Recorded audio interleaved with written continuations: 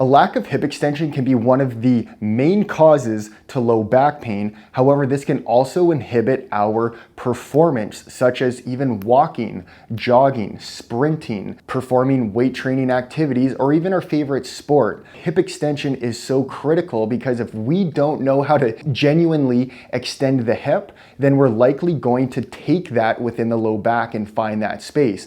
To provide an example, if I am walking in the gait cycle, I do my heel strike. If I extend my knee too soon before my hips, then I am going to push my low back forwards like this, and this is going to create more of that anterior pelvic tilt, and that's just going to build up tension and compression over time. So we need to teach yourself how to not extend the hip too early, but to genuinely bring the hip into extension so we can stack over top like this and then finish off propulsion in the gait cycle. We have to understand, first of all, what is our initial step here?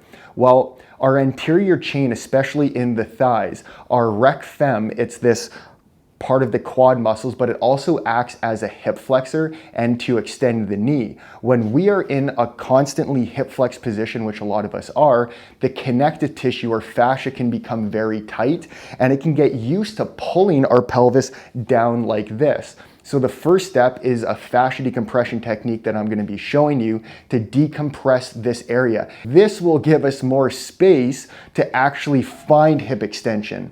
So step one is releasing. Then we need to start to teach ourselves how to genuinely improve hip extension without the low back taking the hit. So whether you are trying to improve your low back pain just throughout daily life, or you are an athlete or a high performing athlete, this video and this progression that I've put together is going to be a great series for you to follow. All we will need for the first exercise to decompress the fascia in this front part of the thigh is a block. I'm going to be using my block from Block Therapy, or you can use a tightly rolled up towel. Now we're going to have this positioned in the mid to upper portion of the quad, just like this. I'm gonna have my block on its side because I find it can get a little bit deeper here, but you can absolutely have it flat to start. This is highly effective at decompressing all of this compression that is built up over time. Now to get into this, I'm gonna have it horizontal and nice and slow. I'm bringing one leg at a time, doesn't matter if it's your right or your left. I'm bending the opposite leg to its side, then I'm gonna use my elbows as stability.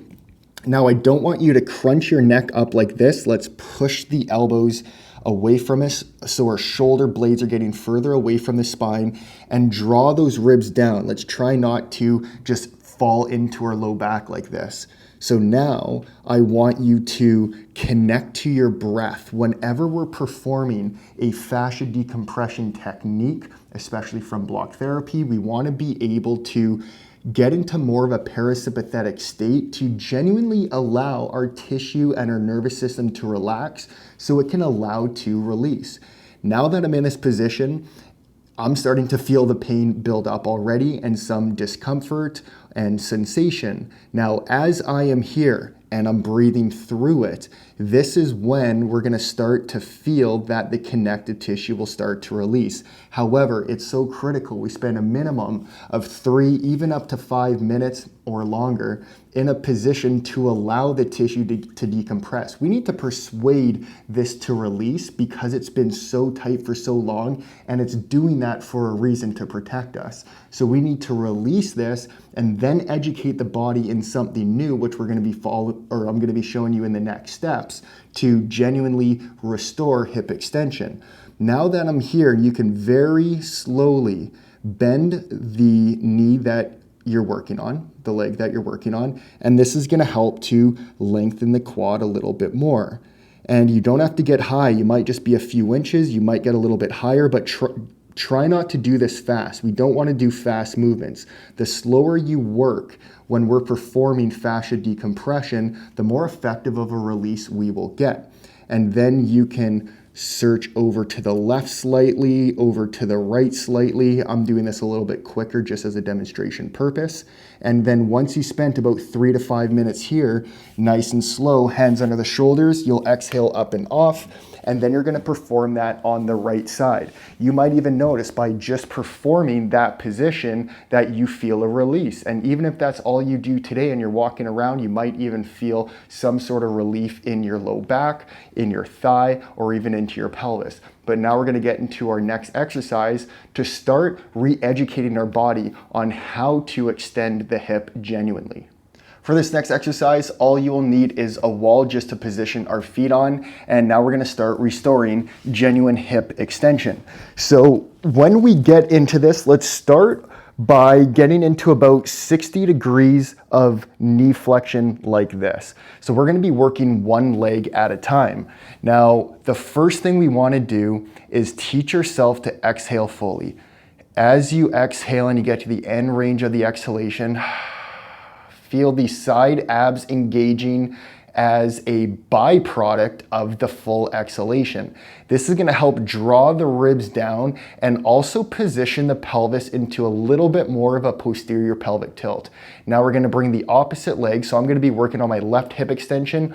I'm going to bring my opposite leg just like this. So the right leg is going to be bent into quite a bit of hip flexion here. And I want you to bring awareness to the foot contacts of your inner heel and the ball of the big toe. That's what we should be feeling and pushing through as we perform this exercise. So now that I'm here and I've fully exhaled, all we're going to do is drag down with our feet slightly, and you should feel the hamstring starting to engage. So just gently pull down a bit. Boom, there's the hamstrings. Next, we're going to slowly lift the pelvis off the floor, but the biggest thing here is you should feel your low back is now flat on the floor. You should not be able to get any space. You should not be able to get your hand underneath. We want to be moving through the hip, not the low back. This is where we need to retrain the body on how to extend the hip properly. So as I am pulling down, I am now getting higher by posteriorly tipping my pelvis in this direction to start feeling the glute activate more to bring me into more hip extension. So as I'm feeling the foot contacts, the hamstring, now I'm coming up a little bit higher. I feel the left glute is really turning on here, and that's really good. Let's exhale to your first spot. Hold this for a breath or two. Breathing through the diaphragm, feel the rib cage expand as you inhale, and then exhale and try to get a little bit further up. So you're gonna do every exhale, get a little bit higher until you hit your end range. Don't try to push it too much because just trying for the purpose of getting higher. We're just trying to get to our own end range that we currently have available. Once you hit that, then we're gonna come back down and we're gonna do this again.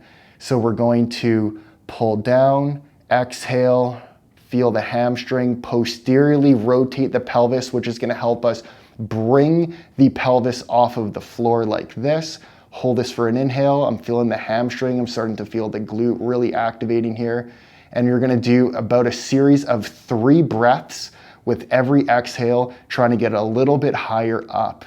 And then you're gonna come back down. You're gonna wanna perform at least 5 repetitions like that. So 3 breaths of 5 repetitions on both sides, and do at least 2 full sets of those before we're moving on to our next exercise. Now we're gonna start bringing this all together in more of a standing position because this is more of a real life scenario. And a hip hinge is such a critical movement to nail down that we can integrate into so many different activities throughout the day.